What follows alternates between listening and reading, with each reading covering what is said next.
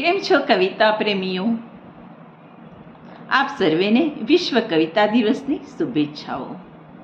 કવિતા અને કવિતા પ્રેમીઓ વચ્ચેનો સંબંધ એ ઈશ્વરીય દેણ છે.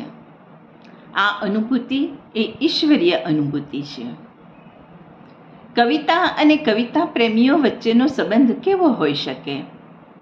મારી દ્રષ્ટિએ એ હું રજૂ કરું છું. શીર્ષક છે હું તને બોલાવું.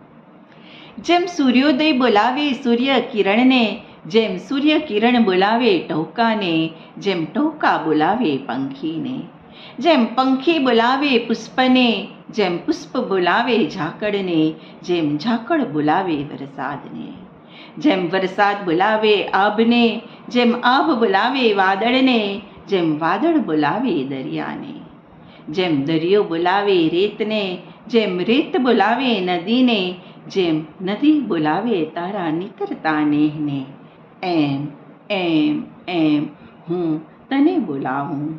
જેમ ઈશ્વર બોલાવે માને, જેમ મા બોલાવે ધાવણને, જેમ ધાવણ બોલાવે બાળકને, એમ એમ એમ હું તને બોલાવું.